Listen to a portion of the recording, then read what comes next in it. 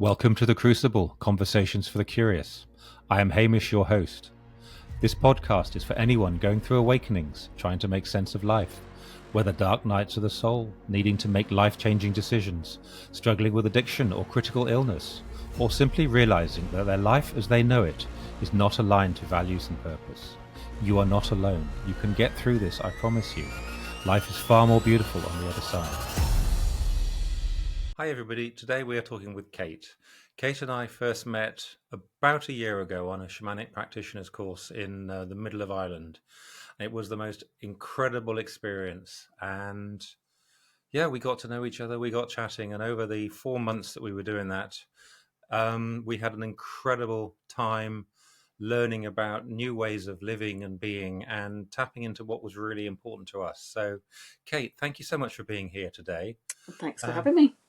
And can you tell me a little bit about your journey that got you to where you are now?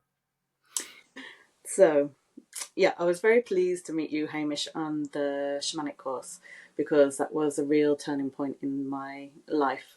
And it was the point where I went from having worked psychically for nearly 30 years. And so, really, the whole awakening and the whole point of me talking today is just coming to that point of being proud of my sensitivity, proud of my intuitive ability, delight in finding the shamanic world, and kind of it's my spiritual coming out on this podcast here now. And it's the first time that I would have talked publicly about all the things that I've experienced in my life. I grew up seeing spirits, traveling through my dreams, remembering past lives, all kinds of crazy stuff. And my mum's dad, my grandfather, he was schizophrenic. He died before I was born, and I didn't know him. But my mum would have heard all the crazy stuff that came out of my mouth and thought, oh my God, she's just like her granddad. So from an early age, I really had a fear that I was just bananas. And so learned just to keep everything quiet, all the stuff about spirits and past lives and traveling through space and dreams. So it was I've kept all my sensitive stuff as quiet as possible, all my psychic stuff as quiet as possible, and I've been ashamed of it most of my life. I'm a really curious person. I love science, really into science, and all the people that I really respect in the scientific world, wouldn't respect anything about my life now, and it's really upsetting, and has been really upsetting. I've worked with spirits since I was 19. I was really lucky to meet a doctor. She was a medical doctor, and she had given up her medical practice because she observed that some people got better even if their diagnosis was awful, and then other people that weren't so ill went rapidly downhill and got very bad and died. And she was really curious to how that happened. So she went completely left of centre and did aura diagnosis. She's healing spirits of the dead. To feel through the layers of your aura to see what the core issues were of that illness. And so from the age of 19, I learned from her. So from 19, that's what I've done. I feel through the layers of people's auras, go right deep into people's true core natures, and work with spirits of the dead. to help them cross over. Now, I'm a really curious person. I love learning. I love science. So that idea of them really being spirits, it just didn't wash with me at all. And it was really helpful. I really liked it. But I just couldn't accept the fact that they were spirits. Finding shamanism, and that the course with Matt and Duffy was really amazing. It really helped me land in the life of a shamanic way, which is a totally decolonized way of thinking. It is not the way of thinking in a Western mind. It's an animistic, so for the philosophy of animism, where everything is alive, every rock, every stone, the stars, the sun, the everything is alive and has a spirit. And now living in that world from that way has changed everything for me. And so from there I decided to sell my business, start a new life, and just completely devote myself to the shamanic healing and me doing my readings. So it was that recent. Yeah. How, talk to me about this concept of guiding people over, so people who've died and moving on, because I know that is an integral part of shamanism. Yeah, so it wouldn't be for somebody that is in the process of dying. You'd leave them be for a while, because we are all met by a completely loving force. Now,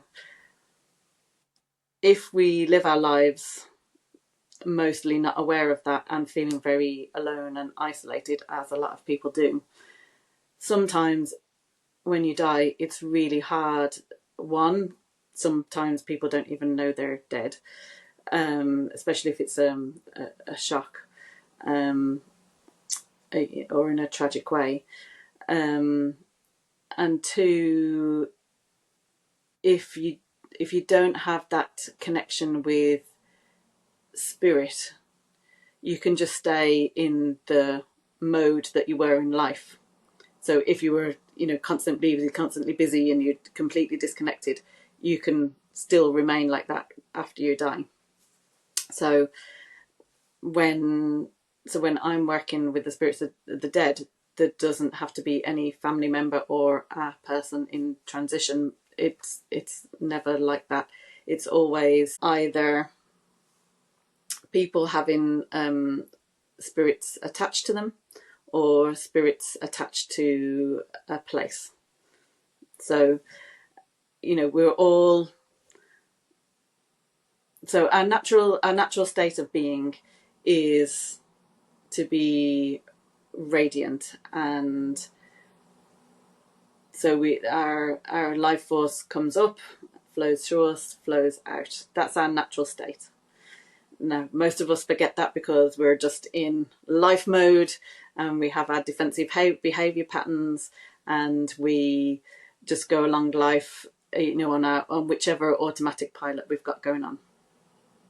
So then parts of our energy is out and full, but a lot of our energy through a lot of the day is depressed in certain areas, or we have holes, or we have gaps, where we're not very robust and we're not very free-flowing.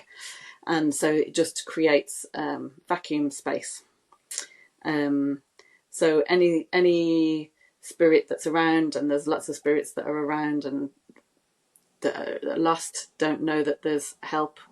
A lot of us in life don't know that there's help. We don't know that we're supported, and we're totally supported all the time. But we don't feel it. So we can get spirits attached to us and attached to the land. So what I would do is, if you had a spirit attached to you, we would just, I can either do it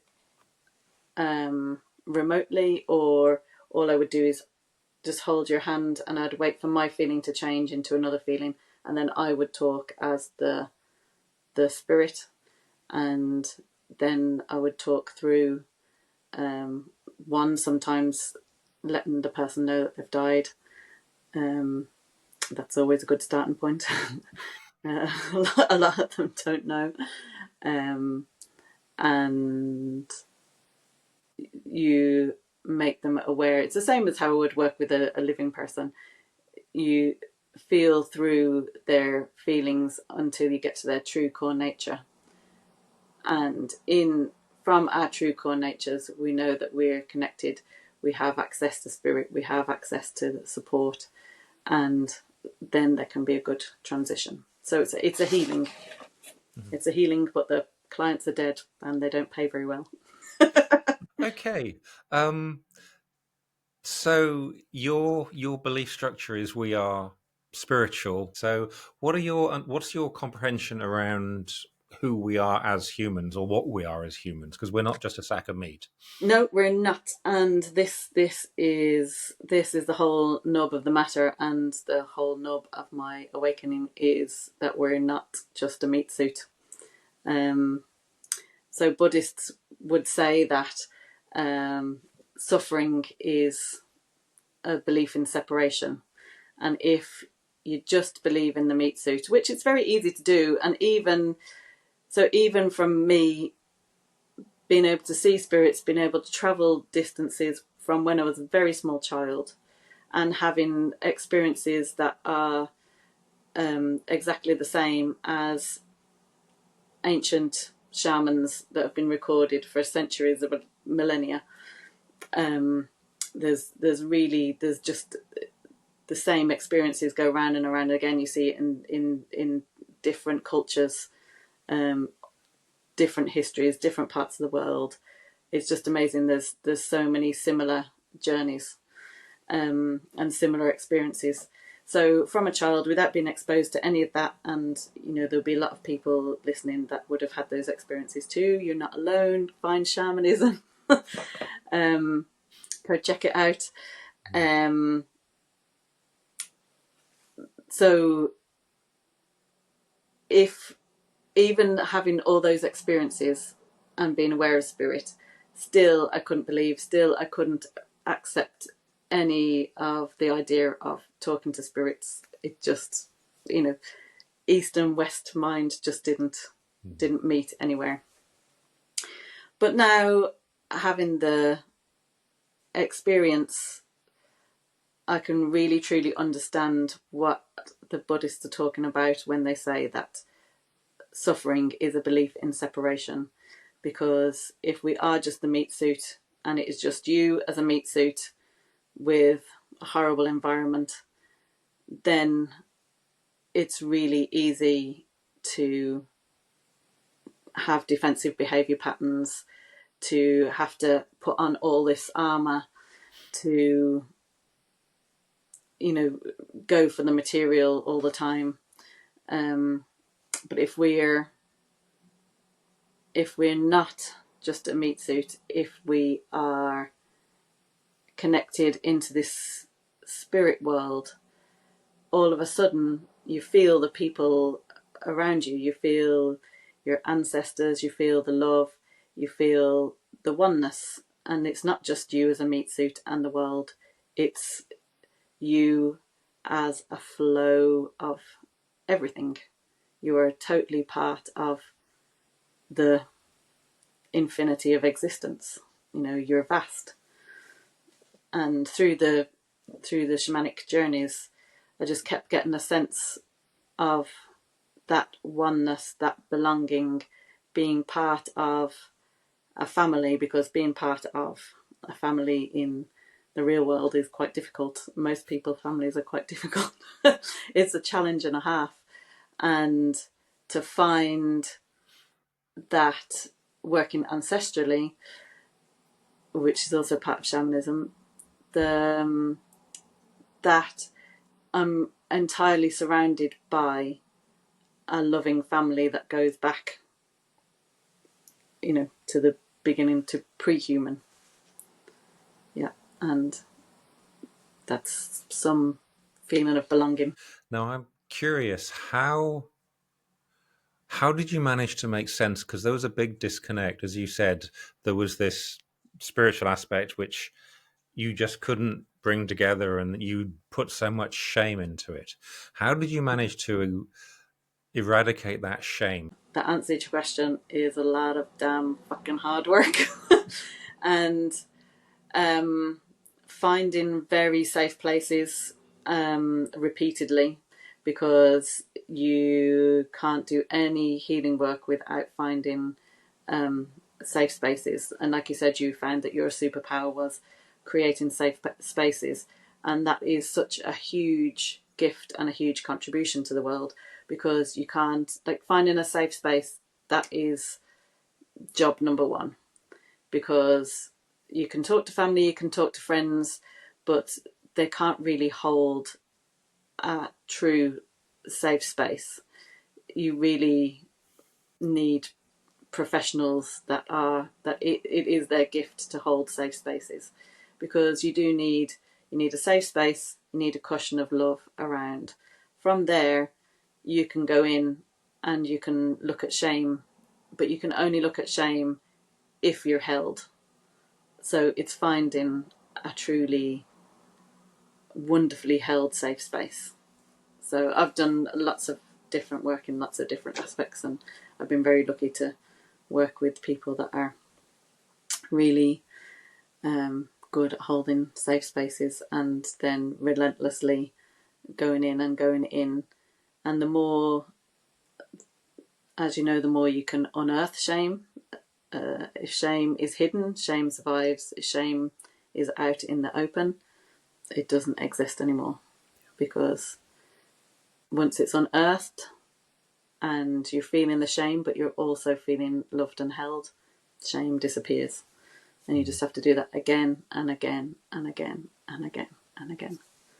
So yeah, it's a long journey, but feeling loved and held, not judged, that's the work. And nature has that safe space intrinsically in it. So again, it just comes back to the same thing with the animistic way of living, because if you're in nature, you're respecting nature, you're feeling part of nature, you've got the flow going out of you, flowing, come back in, that's a safe space. But also it's all about relationships. So you have a relationship with the element of earth, you have a relationship with the element of fire, with air. I have a relationship now with the directions. East now feels like each direction feels like a friend. So east is new beginnings, is fresh, has the element wind. It's the friend that you'd ask for greater perspective. It brings in a freshness, brings a newness. It's like one of those friends that would open all the doors and windows in your house and goes, right, come on then, let's go. I love South. South is a great friend. South is a friend I'd go to, element of fire. That it could be that warm, gentle push to remind you of your passions, or it can be a total burning transformation where all the old shit just gets burnt up, and it can be intense, but you know that you're just getting rid of all the crap. West, I work with a lot. West is like, I'd be in love with West. It's endings, it's healing, it's death, but the beautiful aspect of death where you can just let things go. It's the element of water, we're all connected. It's that purity, that cleansing. It's that sparkly pure. And then north, God love north, that solid rock, that earth, and all the practical. I love earthy, practical things, and so that's north. So north would have your back, and then so that's the way my life goes now. Having the connection with the ancestors, having the connection with the elements, with the directions, with nature. So then my life now feels totally held, and there's always a sense of oneness and working with. So it's kind of a total 180 on the more scientific, rational way that I used to think. Nothing like having your life turned around, is there? I know it's Absolutely nothing like I shake, and then I love that, and I love how you describe the four directions. Absolutely agree. That groundedness, that sense of purpose, and nothing is going to stop you when you're looking north. That just resilience and all the other one. I think I really like that. I think you've allowed me to look at it slightly differently, and I think that's fabulous. Let's wind back probably quite a lot to how has going through that transition, going through being highly attuned and seeing spirits and all this kind of stuff, which obviously was distressing and peculiar and all that. How did that affect relationships? Did you tell people about things like that? Was it, you'd confined with people? What was people's centers around that when you dared no, to share? yeah, I had a split life really. So I had the life where I had all the friends that like so you go to a shamanic course and you have friends, or you meet people there, and it's like, yeah, you see spirits. We all see spirits, and it's just boring. You and everyone else. And so there was one group of people where spirits was just so normal, it was really boring. And then that would be a small group of people, and then there'd be the rest of everybody else in the whole world, who I just wouldn't mention it to whatsoever. So I've lived in a small town now in Ireland for 21 years, and there's people that I've done readings for 20 years ago, and then there's people that I've known for 20 years that wouldn't have a clue of the work that I do, because I would never mention it. I would largely not mention it. So when I was little and I was seeing all the fairies and spirits and traveling through my dreams, and my mum was just getting concerned and thinking that I was like her dad, who was schizophrenic, and it didn't end too well for him. So I always had a belief that I was totally crackers, and I was really worried. I was afraid my whole life of just going that bit too far and not ever being able to come back and get a grasp on reality. So still, my family don't really know. They largely don't know what I do, and it's becoming a bigger part of my life. So relationships, I would have definitely had a separation, and just there would be that secret part of me, and then the part that would get everything done, be practical, run the show, and nobody would know. But it leaves if you live like that, it leaves you feeling very lonely and isolated. So I would always have felt very alone.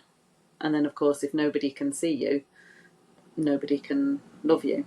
So I've spent most of my life feeling ashamed of the way I think, the way I behave in the world, feel very alone. It's a lonely, shameful existence largely. I think it's remarkable.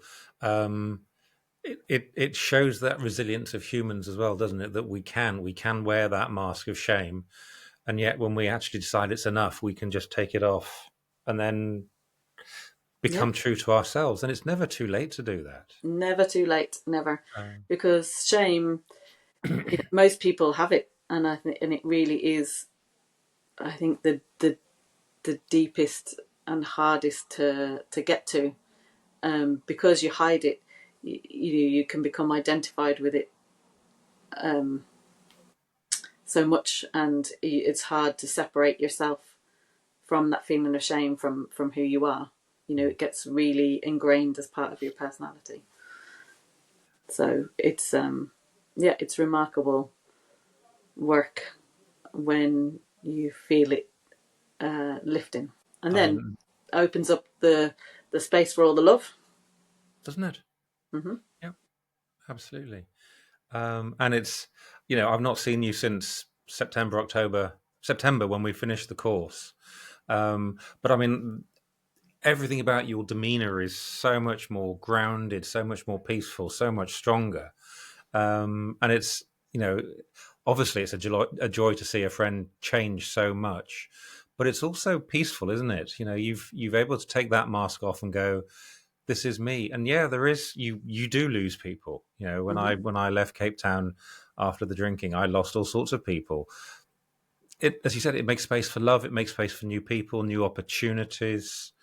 um and who knows what's going to happen next. It's also uncertain, but it's a kind of excited and not a scary excitement, isn't it? Oh, absolutely, yeah. Because the way I would have, most of my relationships before were, I'm a very loving person, but for me, love translated into doing. Had to do, cater to everybody, make sure that everybody felt loved. You had to anticipate everybody's desire before they even knew that they had it, and always concerned with other people. That's so exhausting. Oh my god, that's just energy out the whole time. And so I've just sold my business. I had a busy shop, and I looked after everybody in the shop, and it was just busy, busy, busy, busy, busy, doing, and yeah, you lead to burnout, and codependent relationships that just go one way. And since leaving the shop, I feel like I've taken off a lead weight, a lead jacket, and like I said, with the shame gone, feeling the love come in, I don't feel like I have to do for other people anymore. I feel that I can be loved. I can let that love flow out, and hopefully it's just nice to be around a person that feels warm and loved and relaxed, and hopefully that comes out to other people. Then other people can feel in a safe space Yep. around me. Yeah, I think I love that. I think you've nailed that on the head. Which is, you've actually done that really nicely, because you've also, start that again. That makes complete sense, and I love the way that you've realized that you were that codependent. You were putting everyone else's needs first. You mentioned that at the beginning of the chat, where you were frightened about being, this attachment to spirituality. So you put that mask on to become what other people you thought other people were. Explain codependency, because obviously that is a huge part of it. Not everyone understands it. I mean, I had no idea what it was until I was diagnosed and had to Mm-hmm. make sense of it in rehab. But explain to me what your thought process as a child to be liked then became that codependency. Yeah, well, I mean, codependency can often go along with addiction or addictive parents. So, I would have had that experience growing up. But for me, codependency, the way it presents in me is that the belief is I am not loved as I am. I am only loved if I am useful, or I'm only loved if I am loving another person. So not to have intrinsic worth, but to only have worth if you're doing what the other person wants of you. And then, and like I said, I'm a very loving person, and if that gets translated into a codependent way, you've kind of gone off the rails in the whole wrong direction. So I've spent a lot of my life thinking that it's good not to have any boundaries, that it's good not to reference what I want, that it's good to always feel out and see what the other person wants first. And so I would have been very close to my mom, very close to my dad, but I would have known them so well. I would have anticipated all my mom's needs and just done whatever she wanted, and then anticipated my dad's needs, just done exactly what he wanted. But then there's a fear that if you're not anticipating everybody's needs, and then you're not being loving, you're not worth anything, you're a terrible person, back to the shame. So any thought of being myself or referencing inwards automatically led to shame. And the loving of the other person, seemed nice, but it comes with anxiety and fear that you have to love. You have to be, that's the only way you're going to be wanted. So really what you're emitting in that instance is that we're not loved. Panic, find how you can be loved. And so even though you're doing a loving act, really what you're doing is just filling the world out with more panic and more panic. So now, like I said, the difference with then feeling connected to spirit is that I always feel loved, always feel connected. And therefore, love and connection comes from emitting love, emitting safety. It's the complete opposite. And I wish I'd have gotten that sooner. Oh, it just takes a minor life crisis or two, doesn't it, for us to realise these things? Yeah. I love that, and I experienced it slightly differently, and I've, like you, I've been making sense of it. And for me, very much it was that I need to be what other people want me to be, so I'm liked. And that's the attachment side of it. I was attached myself to them, whereas from the other side is I can still be loving and kind and supportive and this, that, and the other, but I'm doing that from authenticity, from you. I'm doing it from inside. Because for a while, as I made sense of it, I was a bit of a shit. I wasn't nice because I thought I used to be loving and kind, and that was codependent. So I'm not going to be loving and kind. And I wasn't. And it was horrible because I wasn't being true to myself and I was being unkind. But when I sort of, like you, I did that work and realized I can still be loving and kind and all those things which I am, but I just do it from authenticity rather than from need or from fear or looking for love from other people, from spirit, from source, and what a difference. I can still be nice, but I'm not requiring anything from anybody else. Yeah. And I know it's good. So it is that thing of really, even if it's a nice action, what is the feeling that's coming off? And if it's fear, you can feel it. It goes like that, and everybody can pick it up. Everybody's psychic, everybody's intuitive, everybody can feel all these things, and it's just much better if we're just totally clear and aware of that. We can always feel it. It doesn't feel comfortable when you can feel somebody's panic or need or and it doesn't feel good. Doesn't feel good to anybody. You can smell it a mile off. Absolutely. Yeah. And there again, when you're genuine, when you're authentic, that also can be felt. Yeah. And then people will want to be it's a pleasurable feeling. It's a pleasurable feeling to be around. Yeah. So yeah, it makes all relationships completely different. Doesn't it? Because you're just experiencing things differently and living things differently, and but it does mean but it does mean you've got to have boundaries. If you no longer want. I'm going to start that again. It is so much nicer when we are authentic and living like that.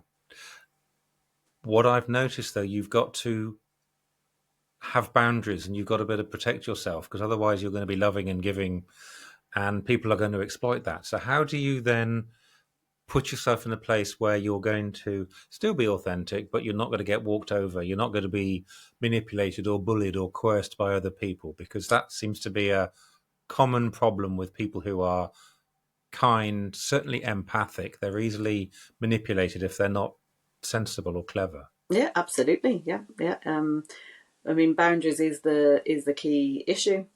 The even just the thought that you can have boundaries. I mean, for me, as I was growing up, if I had boundaries, again, that was seen as a non-loving act to have boundaries. So just the idea of having a boundary for me was unthinkable. And when I was married, I had zero boundaries and could never figure out what was my part in the relationship not working, and which is often the case. Is, well, I'll just give more and I'll just keep giving and I'll try extra hard, but that was not the way to. I was giving too much. What was my part in the relationship was that I didn't have boundaries, and if you don't have boundaries, you do things that you don't want to do. You end up getting resentful. You get very passive aggressive. Never clear communicating. It is not a good way to be, and that is a big, huge part of the relationship that you have to become aware and responsible of. It was only when I realised that was my part in the relationship dynamic did things start to change for me, because I thought boundaries were bad and giving was good. So if I wanted to be good and do my part in a relationship, I just had to give more. That is not the way. The thing to do is in a relationship is, I mean, it's really good to there's a great exercise to do where you close your eyes and you scan around and you imagine what your boundary looks like. Do you have a brick wall as a boundary? Do you have spikes as a boundary? Or do you have giant gaping holes? Because sometimes, if you're like you were saying, you're being a bit of a shit, you might have a bit of a brick wall, or you might have spikes. Then you might know, okay, you've got too much of a boundary, need to soften it up there. So for me, I just have big gaping holes in the front of me. Like, right, well, that needs stitching up. So first, it's good to just close your eyes and just check around yourself and see what kind of boundaries you have. Because if they're too much, you need to soften them up. If they're too weak, you need to strengthen them. So it's just good to know where you personally are at. And then boundaries then are loving. A good boundary is loving, because when I am too loving, I am taking the responsibility of the other person. That is very insulting. That is not a loving act. So good boundaries is loving. So that's how I would see boundaries, and that's a great place to start any work with yourself. If you're just exploring things for the first time, is looking at your own boundaries and starting there and exploring from there. You'll get a lot of insight from yourself. you can change a lot of relationship dynamics that way too. I think that's interesting because obviously the codependent male, his would be fairly different. I mean, I'm looking at mine and looking in them ruefully. Yeah, I'll do that for you. I'll do that. I'll do that. I'll do that. I'll do that. I'll do that. Disempower, disempower, Yeah, disempower, disempower. disempower. And it was that. And then I wouldn't do them anyway. Yeah. And yeah, the best will in the intention, I'll do it. Don't worry. And it was horrendously disempowering. Yeah. And if you look behind that again, fear. I'll do that. Then I'll be great. I'll be a good boy. You love me. Exactly. You know? Yep. It just so basically it's going fear, fear, fear. You're not responsible. You're not responsible. So yeah, it's then we wonder why it all goes wrong. Yeah. And it's the other person's fault. Because they did it. They didn't love me. They didn't respect me. It's like, no. Yeah. Yeah. It's a minefield. It really is. And then the shame comes in, and then you suddenly realise that I was doing the best I could. Yeah. I didn't know better. And now... Exactly. Bring it back to the safe place. Mm-hmm. Bring it back to the safe place. You just know, like you're saying, you're doing your best. Bring it back to a safe place. You start to build up again. Then you're not coming from that fear. You're coming from that loved part. And you just try again. Sure, we're going to fuck it up straight away. We're going to fuck it up. Yep. But, maybe a bit longer each time it'll take. I think so. And yeah, and we try and change our behaviour, and some days we do, some days we don't. Mm-hmm. That's just part of the human experience, isn't it? We don't always get it right, but we can learn from it. We can go, that doesn't work. So I will put that down as a brick I can stand on, and I can look over it a bit more and see what happens. Yeah. Yeah. I mean, for me, I love information. I love feeling through, like I always do, the readings on myself, and I feel through, or what's behind that defense, or what's behind that collapse, or what's behind that feeling. And I love getting the information and going all the way back. But then really the work that has actually been transformative is more of the sensing work. And like I said, I find it through shamanism, but it doesn't have to be shamanism. If praying is your thing and you feel a connection with God, great, go there. If meditation is your thing and you connect to the one, that's brilliant. If you love swimming or walking or whatever your thing is, where you feel, if you're out in nature and you feel totally connected, do that. Do it all the time. Do it every day. Because it's really in those moments when that shame is actually met with love, is met with connection, that is where the healing happens. Awakenings are great, and having those bursts of revelation, I love my information, that's all fantastic, but really that deep healing comes from being repeatedly held and repeatedly, and a bit like buying a house. Sorry. It's a bit like buying a house. That's the easy bit, isn't it? I mean, yes, it's expensive, but that's the easy bit. Then you've got to live there, pay the bills, you got to do keep it clean every day. Yeah, I've heard about that one. Yeah. It happens sometimes. Yeah. I don't know. Yeah, it's the everyday work. But not just the work, it's the everyday connection. If you can have some kind of beautiful connection every day, with that reminder that you're part of this big wide oneness, that you have a part in it, you have a belonging in it, that's the consistent healing, that's the everyday healing. So, and whichever way anybody has to get there, you get there your way. What would be some good ways to get there? Let's say I'm listening to this and I've had my brain blown with all sorts of things. It's like, well, I want some of that. I want that sense of peace. What could I start to do to spot where I can do what I'm doing? What can I find out around my environment and me? How can I sort of start to tap into that change that I want? Well, first step, always find a safe space. I mean, that is the biggest, hugest thing.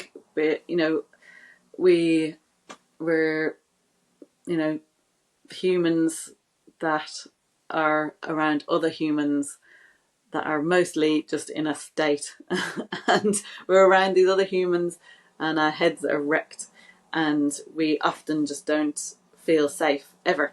And maybe your childhood you didn't feel safe, so maybe you've gone through childhood, didn't feel safe, became an adult, still didn't feel safe, made relationships that you don't feel safe in a work environment that's stressful, you don't feel safe in. I mean, we live in busy places that, you know, are anxiety ridden, and it's a chronic state. We also feel chronically lonely, so chronically stressed, chronically lonely, largely in a Western society. So the first thing to do is find some quiet and seek out a safe space. And I would suggest a professional safe space, whether that's a really good yoga teacher, meditation teacher, whether that's counselling, whether that is, I really love somatic experiencing. I'm going to be training in that next year. Things that make your body feel safe, or a place that you can begin to relax in, because once you relax, you just naturally come out. So the work mostly is finding safe spaces and somebody to hold that safe space in a really loving way, and just do that repeatedly. So whichever way that is, like I said, if praying does it for you, if meditating does it for you, if walking, swimming, being in nature, if cooking does it for you, you do that thing. But it's good to find somebody that can hold a group well, or hold a one-to-one session really well, but somebody that you feel entirely comfortable and safe with, and just do that on a regular basis. And that would be a starting point, because you need the pressure to be taken off. We're in defense mode most of the time. We're kind of looking around, and we just need somebody just to hold that safety and be reminded that, you know, somebody does have our back. Yep, that makes a lot of sense, doesn't it? Yeah. And what about things like journaling and gratitude? Are those part of you? Not so much journaling. You know, you can get too thinky, and I'm quite thinky. I mean, when I do a reading for myself, I always write it down. And like I said, I love information, but really, the healing has come more from those deeper, more somatic experiences. And try shamanic journeying, because getting a relationship with so your spirits, they're real, they're here, guys. There is, if you want help, there's an abundance back there, and nobody can tell you which way to do it. Shamanism is really good for finding your own way, your own connection. It is the path of direct revelation. So find a good shamanic teacher, a good shamanic practitioner, and find your own guides, get to know your ancestors. You've got a whole line of buddies back there. You know, they're around all the time. You know, I find it much better having a good, you know, being part of a team instead of going solo the whole time.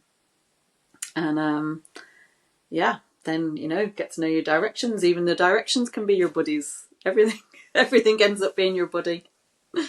So yeah, shamanic journeying, that's definitely that would be a huge toolkit.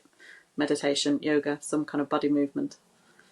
Yeah, all those. So it is movement. Sorry. Okay, I'm not gonna go there for a second. There was something I really wanted to pick up, but I can't remember what it was. It's obviously gone for a reason. This is brilliant, by the way. I'm loving this. This is it's good, because now it feels more like a chat, and it's great, and I get all excited. Good. That's just the way it should be. Yeah, that's right. I know what it was. Okay, so Kate, you've talked about Kate, you've talked about ancestors. Talk to me about that, because there's a lot of stuff certainly in the new age and around, like, the ancestors, your parents taught you this, your grandparents taught you this. And there's a lot of negativity around ancestors, ancestral healing, ancestral belief. But it's not all negative, is it? It's totally not. It's not negative at all. Your ancestors, they're the ones that hold you. You're completely held by your ancestors.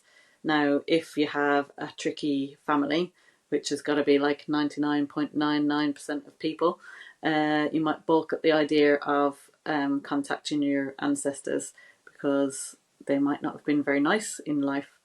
But what you do is you contact. You go as far back as it takes until you find an ancestor. So you don't have to do this cognitively. You can do it in a kind of a dream or a shamanic journey, or just in letting your mind wander. And you go back as far as it takes to find an ancestor that is wise and well. So those are the ancestors that you're talking to, is the wise and well ancestors, not the ancestors that are still trying to figure it all out, because they can still be a mess. So you go all the way back, all the way, all the way, all the way. And there's loads. There's a whole heap of information and love and support and abilities and qualities and strengths. Every bit that you have in your body is all thanks to your ancestors. So we just live in immense gratitude of the gifts our ancestors gave us. So you go all the way back, find a really good egg, contact them. If you're doing the ancestral healing, then you work from the good egg back towards you, and you start cleaning the line. And then you can do that for the different, so your mother's mother's mothers, and your father's father's fathers. And I found that really beneficial. And in the readings, the way I came to ancestral healing was through some of the readings. Often, but always, I see the person's parents, and then in some cases I started to see their parents and their parents' parents and the parents' parents, and I could see that there was an issue along that line. And I had a client, and I was not aware of ancestral healing at the time, and so I was explaining this, and I was like, I don't know what the story is. And she said, oh yeah, I've just started doing ancestral healing, and there's an issue going back in that direction. And I was really curious, so looked into that myself, and now it's largely ancestors that I work with.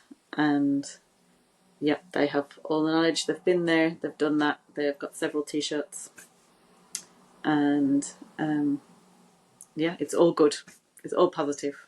And again, that would be something I'd recommend to everybody, because we all have ancestors. And I suppose, well, I don't suppose, and I suppose that all the ancestors that we have all grown up, had children, obviously, passed on their genetic material, passed on their stories, their beliefs, their healthy traits, and some of the unhealthy ones. So, they're all survivors. They've all gone through their life, made sense of it, and have come out the other side, and then passed on. Talk to me about this cleaning bit, if you can, simplistically, because I don't understand what that means. Okay, so like you said, we inherit everything, obviously, from our ancestors, our skills and our gifts, but also traumas. So there's an experiment that people talk about with the rats, and they give the rat a smell of cherry blossom and then give it a lovely electric shock. It's not lovely, it's horrible. So that rat has children, and they give the children the smell of cherry blossom without the electric shock, but they still react as if they've had the electric shock, because they've inherited that fear from the parent rat. But that can go on for 7 generations of rat. So here I am, I had a relatively nice childhood, but both myself and particularly my brother have huge PTSD symptoms. Now, there's nothing traumatic, hugely traumatic that happened to us, but in both my parents' lives, they would have had huge traumatic childhoods, and their reactions and fears just get passed down. They get passed down implicitly and explicitly. Some are just in a felt sense. But the next generation, like the next generation of rat, doesn't know why it's freaking out at the smell of cherry blossom. It just knows that cherry blossom is anxiety provoking.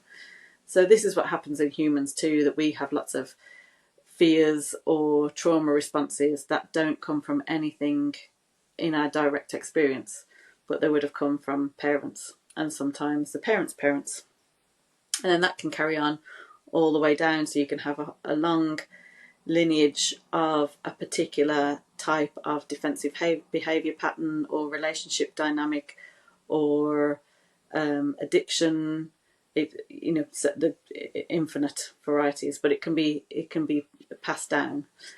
Now, those parents or those grandparents, they could be living, and you might be able to work with them directly, or they might be deceased, and your only way to work with them then is in an energetic capacity.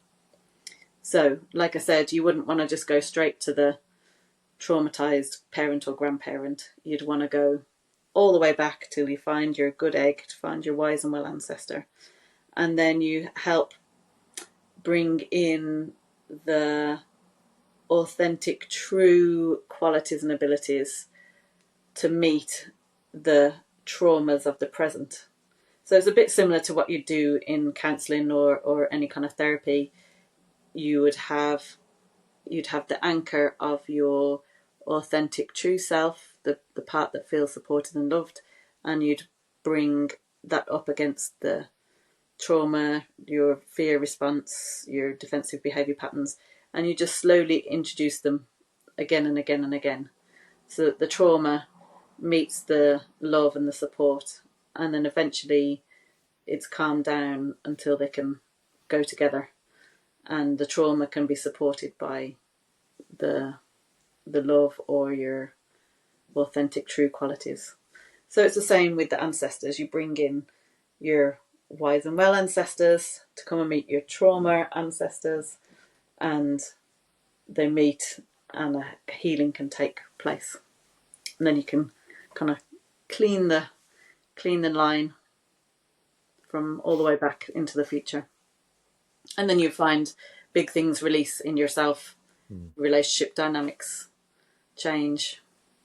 It's quite amazing actually. When I was doing that myself, I don't talk to my family about this, and I'd just done a huge healing on my mother's dad's line, and my aunt rang me up. She said, I saw my brother today, and he just gave me a hug. He's never given me a hug in my whole life. And then he started telling me all these things about the childhood, and I didn't realise all these different things, and telling me about things about his dad. And I was just on the phone thinking, oh, it worked. So yeah, and that's often the case. And for anyone who thinks that's completely woo-woo, our cells, our DNA does pass down all this stuff. Absolutely. Science has proved this. This is not crazy. Science proves it, and then I think that's what remarkable. And if science doesn't have to prove it, it's your aunt. Yeah, exactly. If there's no proof, it's that. And as you were describing that, it's almost like that story that my dad beat me. Mm-hmm. It's the same as that. That's not actually true, but that's the story I've carried. Mm-hmm. And so then the old ancestor can actually say, no, that's not true. And then I can go, yeah, I'm lying. So that's the kind of healing. It's taking that trauma, that story, whatever it is, and actually just giving it truth, giving it love. Yeah. Or if your dad actually did beat you, the feeling that he had, and it's different in each line. He might have felt terrified to be himself, and saw something in you, and that be passed down from generations. And then if you can get rid of that, or if you can begin to heal that fear, if you can begin to heal that shame in him, that then sends the healing all the way down the line and frees you up too. It's definitely a complicated... No, is it complicated? It's definitely a subject that needs a bit more understanding from my side, yeah. Yeah, no, I don't see it as complicated. It's just because, we inherit stuff. Our parents held it in their bodies, then we held it in our bodies. If we can begin to release it from our bodies and connect backwards, we can get that ripple effect of relief where everybody then gets to take off the lead weight. The person behind you takes off their lead weight. The person behind them takes off their lead weight. And you can, instead of inheriting all the trauma, you can do your healing and pass the healing back. And you can go any which way. You can either bring the healing from back and have it yourself, or you do your healing, pass it backwards. And that's the good thing. Again, being in that connected way, your healing is my healing is your healing. My healing is the person next to me healing. It's the ancestor behind me, their healing. My ancestor's healing is my healing. We all get healed. It's the better way. And it's shared. It is shared, isn't it? And the whole experience, just that positive energy, wow. Yeah, and it's not just positive energy. There's real changes in your body. Genes can get turned off and on. You can make physical changes. You can see that the life circumstances change. It's the ripple effect is huge, which is why now I just want to devote my life that way, because it's the thing that feels best and has had the best results. Kate, thank you. I think this has been a fantastic conversation. Now, where can people find out more about you? You can visit my website, which is lifemanualreadings.com, or on Instagram at lifemanualreadings. My work is described more in depth on the website, but there's also nice pictures on Instagram. And there's some lovely pictures on your website. And tell me who drew those pictures. Oh, yeah, I drew those pictures because I just love art and all things creative. I'm always at something. Yeah. Brilliant. Thank you. Now, I think you've got a special gift for my listeners, haven't you, as well? Yeah, there's a free downloadable PDF that you can get on the website. You can also email me, but it's on the website, and it's a PDF for an exercise that you can tune into your true self at the start of every day and meet the energy of the day so that you can consistently be yourself throughout the day. I love that. I think that is great. I'm looking forward to download that off your website as well. Yeah, great.